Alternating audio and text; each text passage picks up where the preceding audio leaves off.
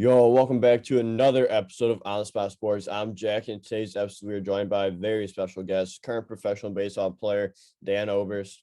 Dan is currently the utility player for the Savannah Bananas in the Coastal Plain League. Dan played college ball for the University of West Georgia before joining the Savannah Bananas.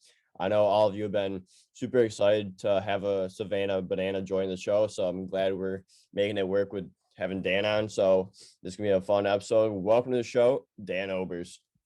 Yeah, man. Thanks for having me, for sure. Excited to be here. Yeah, no problem. It's always fun getting a Savannah Banana player on, especially like when like everyone's been requesting to get one of you guys on. So how to start things off, like how was the season for you? Well, so I did 3 summers with the Bananas in the Coastal Plain League.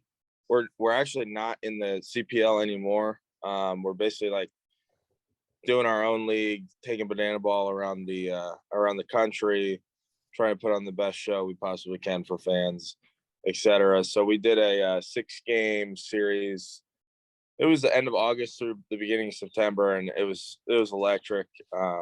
Put on 6 great shows, talented players, talented entertainers, just great personalities on both sides. So it was really good, the 6 games we played, for sure. And then we're getting ready for the next tour. Yeah, that's awesome. So you've been with them for the past few seasons. Like how has it been like since like when you first started, and like the change and like how you've seen it grown since when you first started where it was last summer? Yeah. When I first started, it was either 18 or 19. I actually got sent home after I was on a temporary contract. Got sent home after in the first inning of the first game, dropped the fly ball and pulled my hamstring within about 10 minutes in the first inning. So got sent home on a temp contract, and then they called me to come back for playoffs, came back, and then just kind of stuck around since. Everything went well. I love it there. Lucky enough, they love me there. I think so. And they offered me to come back. So anytime I have the opportunity to go back there, I'm going, no doubt about it. But every year I go back, they do something that I'm like, it's getting bigger, it's getting bigger, it's getting bigger. And you'll hear a lot of people say it, like they say we've only just started and it's in the first inning, but they got some big plans for sure. It's only getting bigger. Yeah, that's awesome, especially to see how far like it's grown from like when you first started where it is now, and you're going on all these different tours. But what a way to start your first year, is getting released and getting injured within like 10 minutes. Yeah, in the first inning, man, of opening night, it was bad. So got sent home, and then lucky enough that it all worked out crazy. But yeah, absolutely. But like this or like next season, you're playing in like 24 states. I saw like 30 something cities. So yeah, how excited are you for all of that, and just to experience like a lot more, like have a lot more experiences under your belt? Yeah. I think last year doing the 7 cities was a real good kind of taste of that, and what that's going to be like, and the travel and playing on the road and putting on shows on the road, and how can we bring the best energy, like to give that fan who's seeing the game that night the best show, because they've never seen it. So we got to make sure that we perform for them and every other city we're in. So doing the 7 was a really good, I don't want to use the word warm up, but like, it showed me and the guys, okay, this is how we do this on a daily basis, and what we need to do to get ourselves ready, and the staff, and, because we travel a lot of people, as far as both players and staff. So it's just important to get some experience from last year moving into this year, but couldn't be more excited. I mean, 33 cities with people who are jacked up to see us, play in front of sold out crowds, get a chance to impact a lot of people, travel the country to play baseball. I mean, I couldn't be more excited about it, to be honest. Yeah, you really can't complain. It's like, what was your favorite, what city are you most excited for going into next season? Man, I gotta say Tampa, because I'm from here. A lot of my buddies and stuff haven't been able to see me play in a while, just due to distance. Like, I played school ball in Georgia, some pretty good rides. So probably Tampa Bay. I mean, there's a bunch of cool places I've never been that we're going to, but playing in the hometown will be a special night, having all my friends and family there and all that, and them getting to see it for a lot of them for the first time. So that'll be a really cool one. Out of the others, dude, it's tough to pick. There's so many different areas with different things. Like, it's unbelievable. Yeah, it's always special going to your hometown, playing the sport you love, and just having like all your friends and family be able to come down and just watch you, because there's no better feeling than that. Yeah, it's gonna be pretty special. I'm looking for it's 6 months away, but it feels like it's next month to me, that game. Yeah, it's coming out. It's gonna be coming up sooner than later. Sooner, hopefully, it's gonna be going by super quick, and you're gonna be able to, like you said, like it'll feel like a month. Yeah, for sure. Yeah, but banana ball is a lot different compared to like the traditional baseball like rules. Like, what has been like, or what is banana ball exactly for those that don't know, and like what has been like your favorite rule Yeah. that you don't really see? So we're people always say like we're trying to change the game. We're not trying to necessarily change the game of baseball. I think there will be different things people might adopt to and kind of like try this out. There's actually a youth banana ball tournament this weekend in College Station, Texas, and there's 49 teams in it. Wow. It's just, I mean, the game's slow. Like college games, pro games, minor league games, it's slow. It drags, and I hate to say that, but it's just the truth. I played baseball my whole life, and fans and people and myself, a player, like, postseason's different, but regular season games is 162 of them, and I could not sit down and watch those games. Like, it's just drags. So our banana ball just speeds things up. It's quick, it's entertaining. There is different rules to enhance the pace of play, and ultimately, it just the 2-hour time limit and the pace of play, it enhances the fan experience. And you'll see, like, at the end of our games, there's the same amount of people there as the start, because the 8th or 9th inning or wherever we're at is just as entertaining as the first. So, that plays a big role. My favorite rule, there's so many. I think if the fan catches a foul ball, it's an out, is a really good thing. Because we're like, I'm saying we're all about breaking down that barrier between like player fan connection. Like, we want to connect with the fans. We want to be able to talk to them. We want them to know our stories. So like, if I'm an adult, a kid, it doesn't matter. If I'm coming to a professional baseball game and I know that if I catch a foul ball in the stands, it's an out, like, that's getting me involved. So I think that's really cool, just to get them involved on that level. Yeah, I think it's a very like fun way to bring everything into it, because like from experience, like you go to baseball games and it's like it takes forever and drags on sometimes, but postseason baseball is definitely different. But like the regular season, I don't think anyone can sit through 162 games like you said. So it's just bringing that like fast pace and like that personal connection with the fans to a whole nother level. Yeah, and we're lucky we're able to do that. Our whole staff and front office are absolutely amazing, and they set us up. They set the standard, like, from the day I got there. There's so many people I can name: coaches, Jesse, our owner, Kara, our marketing director, like Savannah, Kyle, players, Zach. The list goes on and on. Like, if I sat here and named everyone who sets the standard and makes an impact on me there, we would be on this show for the rest of the day. But I mean, they do a great job of making that available to us. And, just, it's all about making an impact on someone. We try to create like never forget moments as our thing. So, for me and for all the guys to have a stage really that is so much bigger than I could have ever imagined for myself, to impact people is really awesome, for sure. Yeah, and not only the game is like is like super fun and everything, and like energetic, but like also like the marketing aspect of it. Like I see you guys come up on my FYP on TikTok all the time, and We like grind on TikTok, TikTok. social media, everything is just electric. Yeah, we grind on the TikTok for sure. Yeah, and it's always like it's good to get that marketing out there because everyone starts talking about you. You guys create buzz and everything, and like everyone was like, you got to get Savannah Banana players on here, and like just from like being on social media and all that, like you hear about all these different things. So it's awesome to see like how the marketing is going and like everything else with the Savannah Bananas. Yeah, no, for sure. It's crazy when I first joined the team, they didn't even have a TikTok. And now You they guys have have came like a long way since then. now they have like 3.5 million. Credit to them and everybody who runs that though. Like I said, they're relentless in their just pursuit of I say changing the world. Like they just work so hard, everybody over there. So I credit to them for everything they've done.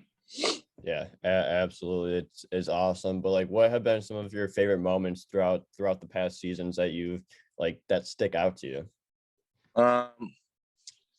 The develop first, I would say just the development of me as a player and a person has been really cool. Like if you looked at me from day one when I got there, when I arrived to now, that's been really cool for me because I know I like to think I can be pretty self-aware. I'm self-aware in this. I know that I've grown a lot and like taking a leadership role and more comfortable getting outside of my comfort zone, which is a big thing. And again, that's credit to everyone there. That's them helping me do that. Moments though, the 7-city tour we did, all those games, man. I can't pick one. Just seeing the faces on people when we're leaving and the lines when we go to do the march, those are just things you never forget.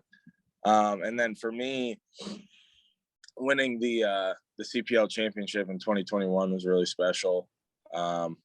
Actually came full circle, dropped my first fly ball in Savannah, caught this identical one to win the championship.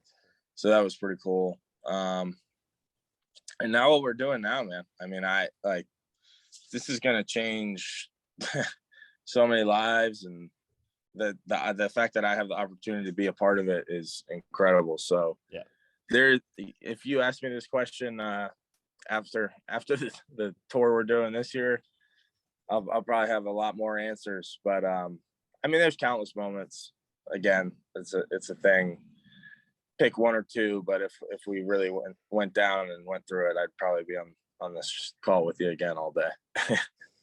Yeah, that's awesome. That like you can't pick like one specific memory. Like everything's like good, cool, and like a good memory for you. So it's like it's awesome to see, especially like when you guys won the championship and it comes like full circle to dropping your first ball and then catching the last one an identical fly ball. So it's definitely comes full circle. I still get heat for dropping that first one though. I could only imagine. Anytime you drop something, you're gonna get heat for it. Oh yeah, it'll never stop. I mean, I love my guys out there, but it'll never stop. Oh yeah, that's part of being teammates is making fun of you a little bit. No doubt. That's how it goes. Yeah, but what was it like winning that championship in 21? Man, I wish there would have been cameras following us around to kind of document that. It was a special group because we all started about 3 summers prior to that, so it was different because it was like we were all seniors in college, but we were seniors on the summer team. And Tyler Gillum had coached us the whole way. And we lost to Macon the first year. It was a single game playoff. We lost to Macon the second year, but it was COVID year. So the playoff formats and everything were a little different. There was only like 3 teams that played in the league. Yeah. It was different, but regardless, lost one in the championship. And then, so I would have been like a junior. Bill and Kyle would be the seniors. Bill and Kyle are 2 of my best friends, lived with them while I was out there. But they changed the playoff format to 3-game series instead of 1. Because that first summer we lost to Macon, we beat the brakes off of them all summer, to be honest, and then they got us in a 1-game series and we were done. So we played the High Point High Toms from North Carolina. They come to Savannah and beat us game 1 at our place, which was a little shell shocking. We don't really lose. We don't really lose at home too much. And then we went to their place, beat them there, came home, beat them again. So now we're going to the championship. We played the Morehead City Marlins, who, I won't get too far into it, but we didn't get along very well. There was a lot of things said and a lot of beefing. Beat them game 1 at their place. Then we had home field advantage. So the next 2 were at ours. Game 2 was like an emotional roller coaster, up, down, up, down. End up losing. Just drained, tough loss. Came back and beat them pretty good game 3 to win the championship. So for, it's also very rare for a team to look so similar, like have the same guys on game 60 as it did game 1 in college summer ball. Because you got, guys are on temporary contracts, guys get drafted, guys hit their innings limit, pitchers only want their 20 innings, they don't stay. And our roster was pretty much identical.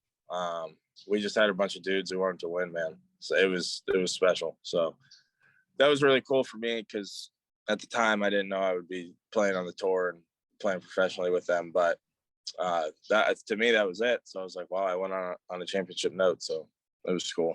It was special. That's awesome. And especially like going through like a team where you guys win a championship, like the bond with the guys and everything is a lot stronger than anything else, because you all got to bond together if you want to win a championship, because teams that aren't bonded together don't win championships. So that's those that do obviously become champions. And like it's just an unreal feeling when you do get that chance to do that and like go to the championship, and then you don't want to lose. So you go for a wall for each other and just go out as champions.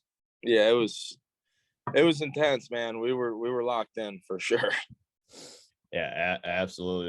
That's the best way to do it. But for this part of the show, I want to get into like what your like origin story of playing baseball. So like during like your youth and then college days. So like you grew up playing baseball. So what made you get into the sport of baseball? And like what was like that first moment where you're like, I want to do this professionally? Man, I was born and lived in New York for about 8 years. I don't know if there's a certain moment necessarily. I remember we just used to go in the backyard. We had a big backyard. And my dad would throw me and my brother tennis balls, and we'd hit the tennis balls all day. And then I think that just kind of led into, me playing t-ball and so on and so forth. But I just loved it. We came to Florida and started playing little league ball here, and then found the travel ball team because obviously New York to Florida, the weather is a little different. Able to pretty much play year round. So found the travel team, little league, all that. Next thing you know, you're into the full swing of things. You're traveling. You're going to this tournament here, this tournament there. Went to eventually you get to high school. Played high school ball. By this point, I'm like, okay, I want to be a professional baseball player. Yeah, I definitely realized that at a young age. Like I said, I don't know that there's a specific moment, but that was always the goal. Got to high school. I wasn't necessarily like the most physical or the most talented when I was young in high school. I worked really hard, and I might have thought in my head I was 6'2" and wanted to play like it, like I wasn't going to back down from anyone, but I was in reality like 5'3" and a buck something. So it didn't transfer, but just kept working hard. Didn't have much success, man. Junior year, I hit a home run my first at bat of the year, and then I ended up hitting like 220. So that was a tough year. No college offers or anything yet. Junior summer, I played with Southwest Florida baseball at a Fort Myers. I actually just went and saw my Coach Kevin Pickett, driving back from Savannah this week. He's a great guy, but had a big summer, came back senior year, ended up, had a really good year. Was lucky enough. I won player of the year in the county. I was an All-American. So it worked out. Got a college offer. I went to Indian River State. It's a junior college. Wanted to play JUCO ball. Definitely needed that because once again, freshman year got exposed quick. Learned I wasn't where I thought I was. The story's crazy. It throws you on a loop. Freshman year, turn it around, end up in like 280. Good year. I don't think the Savannah Bananas are a thing still at this point. It was either 15 or 16 they started, which is crazy to think about that when I was a freshman or senior in high school was their first year. Anywho, come back sophomore year to Indian River because you do 2 years junior college and then you try to go to university.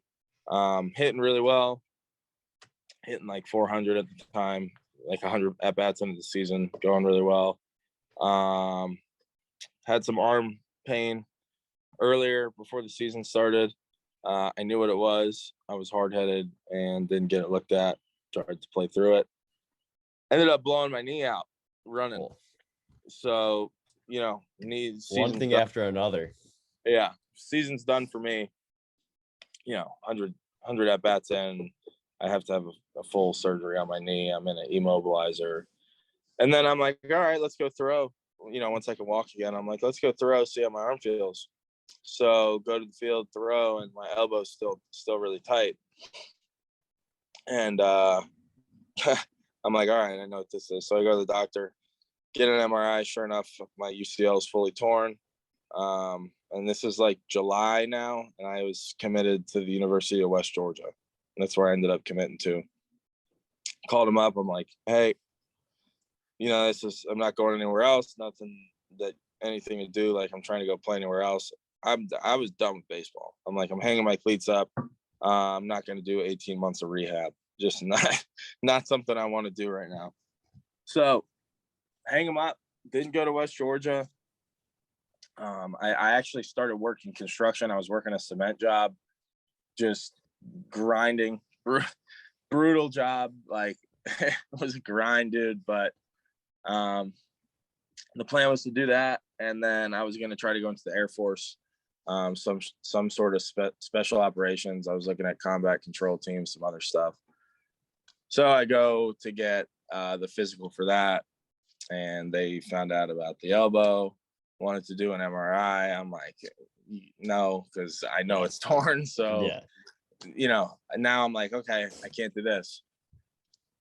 So I go to my high school alumni game, take a few swings. And the guy who has the all-time hit record there, who I was like chasing, I ended up being 1 or 2 hits short. And I'm like 19 years old at this time. He's like, man, you gotta just go play again. Like, you're too young to just not try. So I was like, all right. Yeah. I was like, yeah, you're right. And called up the coach from West Georgia the next day. I was on a cement job in Tampa. I walked away. I went in a little room and I called him and I was just like, I don't know what you have. I know situations are different, but I'm gonna play again. And it worked out. He ended up giving me my same scholarship back. Went to West Georgia 2018, 2019 was my first year. Cade Marlowe got me on the Bananas, got me the temp contract. He's now with the Mariners. Played with me at school. 2019 and 2020 COVID year. Then 2020, 2021, had a really good year. Ended up being conference player of the year. I was an All-American, region player of the year. Had some pro looks, had some workouts and stuff. Nothing happened. Didn't get popped in the draft. Didn't get a free agent deal. I gave myself about 24 hours to be a little upset. I was realistic. Like I turned 24 on the day of the draft. I waited a little long to start hitting the long ball, but so stayed in. This leads back to the championship. Stayed in Savannah. I got a call from the Milwaukee Milkmen, who is an independent team, pro team. They asked me, luckily enough, they offered me a contract, a pro contract, first pro contract offered to me. Super thankful for the opportunity, but decided I was going to stay with the college boys. It was just too much of a special group, coaching staff, everything. Stay with them and win the championship, and we did that. And now I'm lucky enough to be playing pro ball with the Bananas. It's a crazy story. That's kind of the shortest version I can give you of it. I know it's kind of jumps around a little bit, but yeah, man, that's the college to current. Yeah, no, that's a crazy story, and just to have faced all that adversity at a young age, like it's super hard, especially when you have to face when you blow out your knee and then you have to and then you tear your UCL like right after that, like just Yeah, it facing was all that crazy. adversity and everything. Like you learn a lot from those experiences, but like boy does that suck and everything, but like you just learn from those experiences. So like what did you do to help yourself? Like I know you and then quitting baseball for a little bit in between there, like Yeah. what made you like come back? Was it just that alumni high school ball game that you're just like I gotta come back? Yeah, and I mean, I was super sold, man. Like I was training really hard to go into the military. Like that's, I mean, I was 19, so I don't know, if that's what I wanted to do like long term. Yeah. But at that time, when I was 19-year-old me, I was like, this is it. Like this is what I'm gonna do. So that's what I was training for. And then when I found out I couldn't do that, it was like, okay, well, what do I do now? And I hadn't really dealt with a ton of adversity or anything. Like, Yeah. I'm lucky enough, had a good childhood, great family. So, minor things. But at this point, I'm like, now I'm making kind of life decisions. Like I'm in college and I have to decide this. And the construction, I always say the construction is like a blessing and a curse. I don't have any interest in a future in construction work. God bless everyone who does it. It's hard work. But it's like, okay, I did this. It opened my eyes a little bit. It made me realize, okay, go back to school, play ball. And it also, made me realize I have the ability to, work hard, do those kind of things if I need to. It's not what I want to do. It just opened my eyes and perspective to a lot of things. And then I needed it because the physical therapist I went to didn't take insurance. So I had to pay for my rehab with the construction money I made, which was fine. It all worked out, but yeah, it was a crazy little time there when I was 19. I thought I had it all figured out, and then you snap your fingers and things change real quick, man. Yeah, that's crazy. It's like, what was the biggest thing you learned throughout like that experience of facing that adversity? That like if like younger players are going through the same thing, like what would be some advice you'd give them to stick it out instead of just being able to hang up the cleats or give up on the adversity that they're facing? Yeah, I mean, if you're 19, it's never like I was like, oh, I'm going to be a junior in college because I was in my sophomore year going on with the red shirt and everything. But it's never too late. Like I'm 25 now, and from a like a performance standpoint, I feel my healthiest. I feel like I'm performing on the field my best, like body, everything. So when you're 19, it's like if you're gonna quit at 19, like what I was gonna do, I ended up playing my last year of college ball. I was 23 throughout the year. I was 23 during the season, which is, it's older than most guys. I would say general is like 22, 21, 22 now with COVID and everything.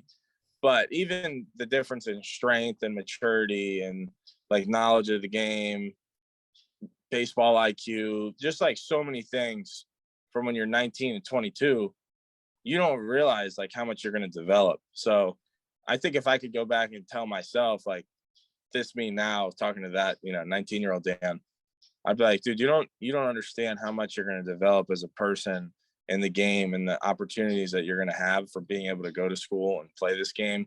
So like, 18 months of rehab is tough, but there's a lot worse situations out there. I mean, it's not like I had the the biggest sob story ever. I got hurt. Everyone gets hurt. Like, everybody's been hurt and gone through that. So I think the biggest thing, man, is just don't feel bad for yourself. Maybe I was at that time, I felt like, oh, why did this happen to me? Why is this me? It's probably something I didn't do right, preparation or prehab going into the year. So I think you got to take everything as a learning lesson. And that's easier said than done, for sure. You know, there's guys that grind all off season, and then it's extremely, you know, upsetting injury happens, and it's tough to deal with when you do all the right things. But you just gotta learn from everything. Take it as a lesson, and just keep charging forward, I think. Yeah, I love that. Love that answer, because like everything you do literally is a learning experience. You could either take it one way or you could take it another way. And if you take it as a learning experience, you're going to learn so much more, and you're going to be able to realize like different things that you wouldn't if you just like gave up right away. Yeah, for sure. I think self-awareness is big with that too. Kind of like I said, like, what are you doing in the off season to get yourself ready? I mean, if you don't get yourself ready, you're more prone to injury. So yeah, got to be on all that. Yeah, exactly. And like throughout like college ball, like you said, you went the JUCO route at first. So like, how important was that JUCO route, especially like for the development period and just being able to like give yourself a few extra years before you go into actual college ball? Yeah, it was big. My conference had like 14 guys drafted out of it my freshman year. Wow. So yeah, JUCO ball in Florida is about as good as it gets. But like I said, I got exposed at first. The game was a lot faster. Guys were a lot stronger, bigger. And, you know, as cliche as it sounds, everyone was bigger, faster, stronger than me. Yeah. I had some talent, you know, flashed it at times. Wasn't very consistent. I adjusted well after my freshman year, but just I think freshman year helped me a lot because I hadn't dealt with that kind of failure at a stage like that. Like in high school, it's like, you know, I mean, it's never fun, or I'm not like to fail, but it's high school ball. Like whether I went 0 for 3 or 3 for 3 in high school, I was going to be in the lineup the next day. I was going to be catching. And now it's like you got scholarships on the line. In JUCO, you want to play every game because you want to be seen in front of the other scouts that are there. Not to mention, you want to play good. You don't want to be flashing a 180 batting average. Yeah. Because you're trying to move on to the next level. Like it's a spot where you're staying for 2 years and then you're trying to move on to the next level or get drafted. So you got to adjust quick, you know? And like I said, not having dealt with a ton of failure other than high school and not really having a process really to get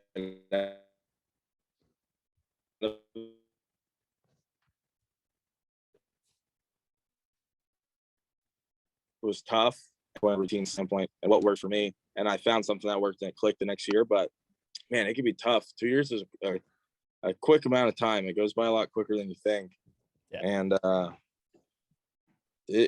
all it is at JUCO is a pit stop. You're either, you know, you're trying to go D1, you're trying to get drafted, and if you don't perform and do what you're capable of, it's not going to happen. So it'll wear on you mentally, man. And it's a different lifestyle. You're not riding around and, you know, the nicest buses and eating real good. It's different for sure.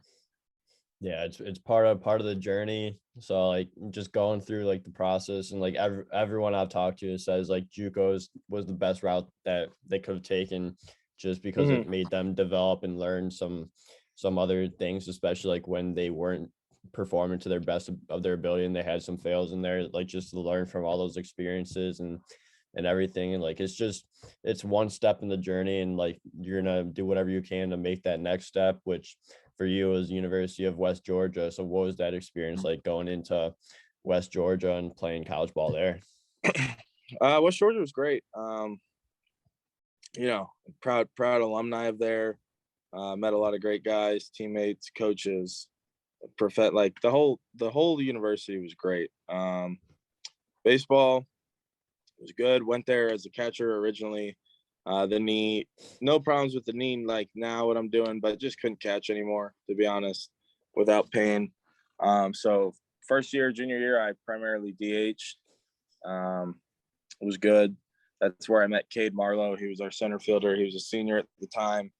He had played with the Bananas. He got me the temp contract. He just recently got called up to the Mariners. Just great dude.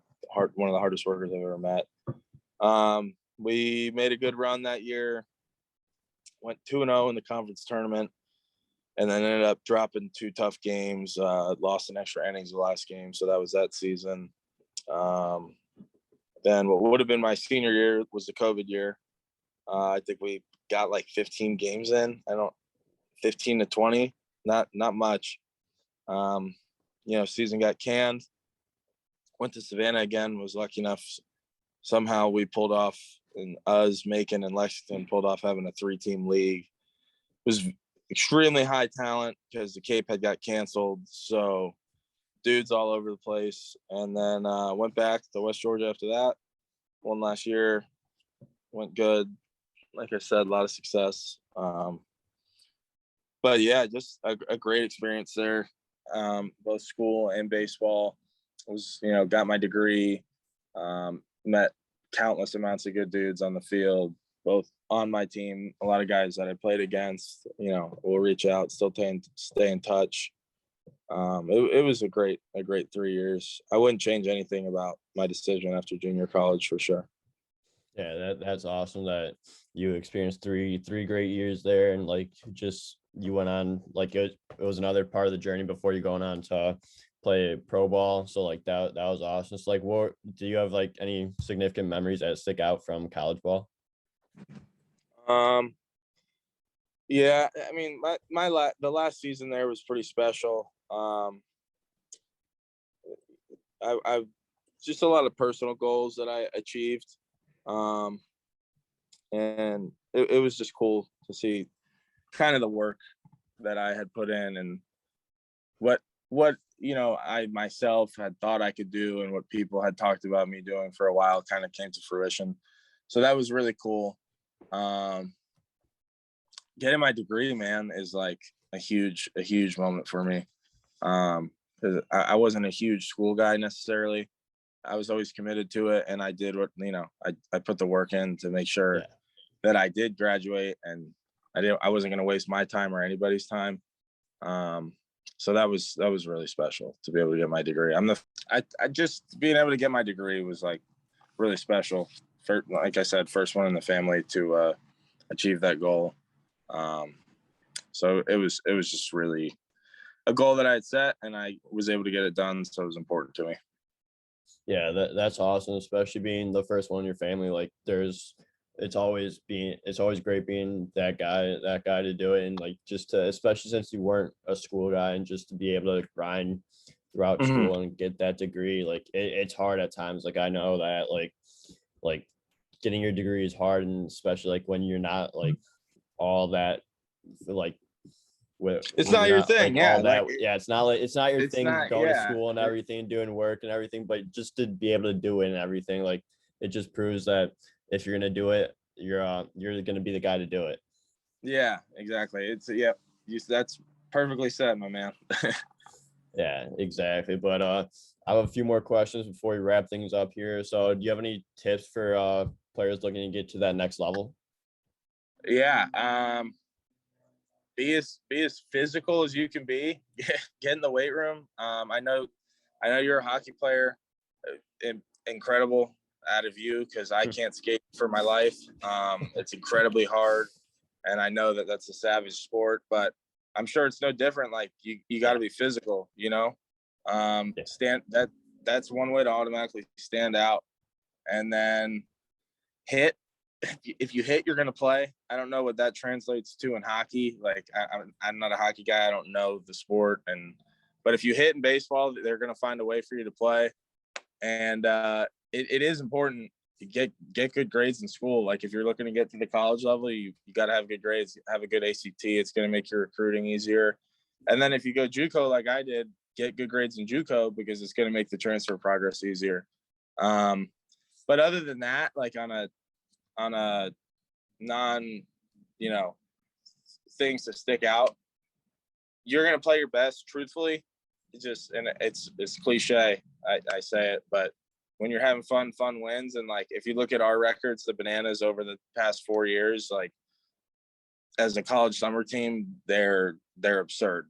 I think we went like 43-10 the year we won the championship. They won the championship again this past summer.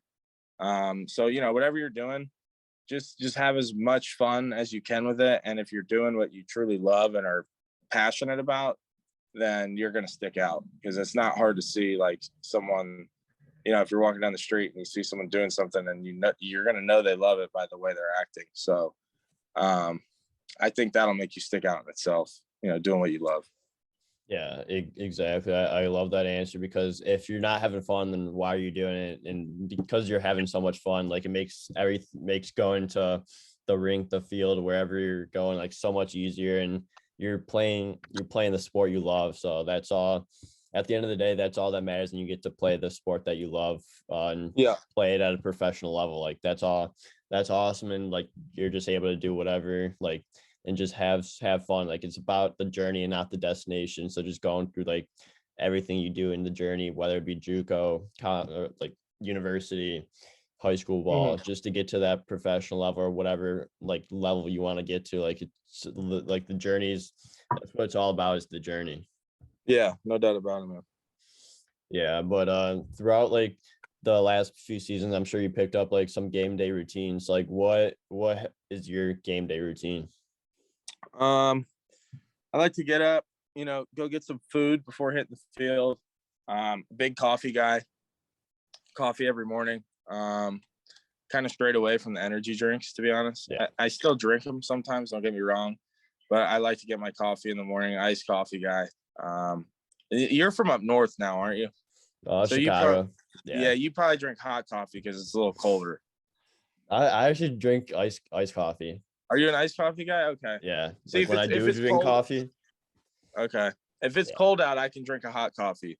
But I mean, it's like 78 right now here in Florida. Like it's beautiful. But yeah, wake up, get my coffee, pregame, eat pretty long before the game, because we have to be there at 4 for a 7 o'clock game, or 3:30.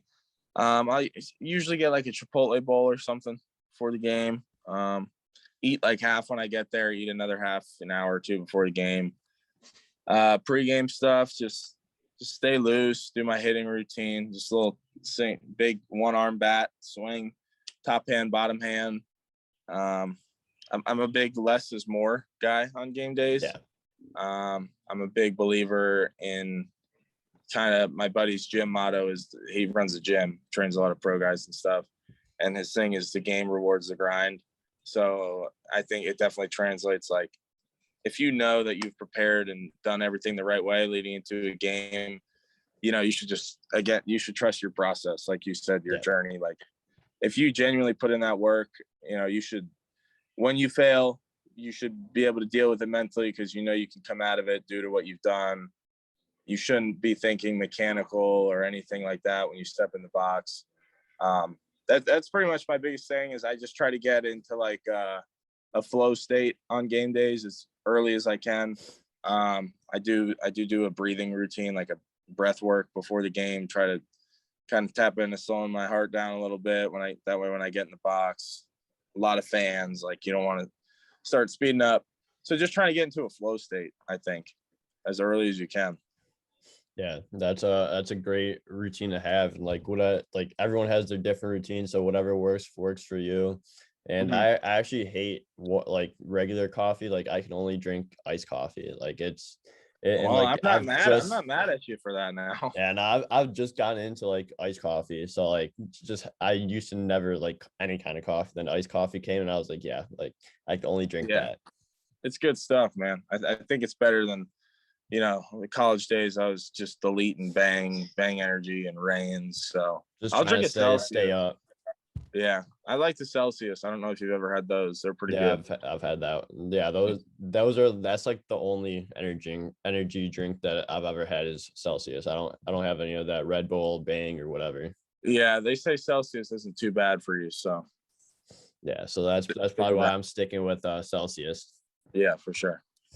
Yeah, but my final question for you is what's your favorite pump up song that you're trying to listen to this before a game, like when you're in a workout session? So like what are you listening to? Man, my music changes so much.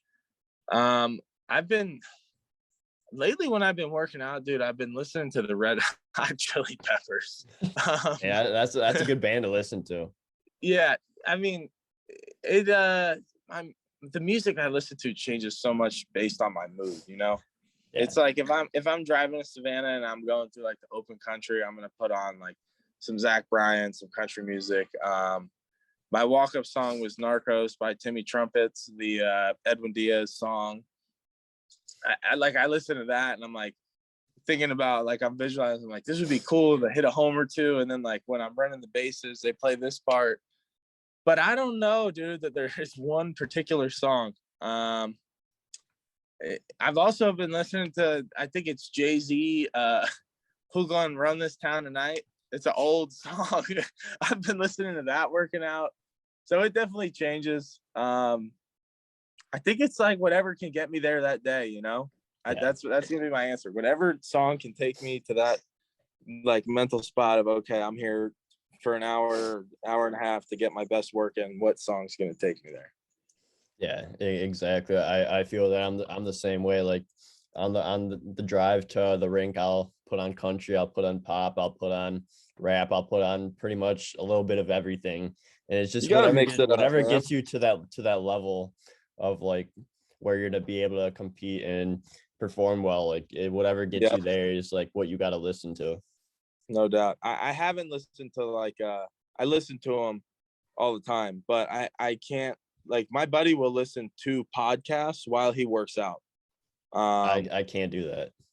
And like, podcasts are great. There's Yeah. so much helpful information and different perspectives, but I just personally can't, be squatting and have a 5x5 on squats and listen to a podcast. I gotta have something like upbeat and going hard to hit some squats with Yeah, in absolutely. in the weight room like that. Absolutely.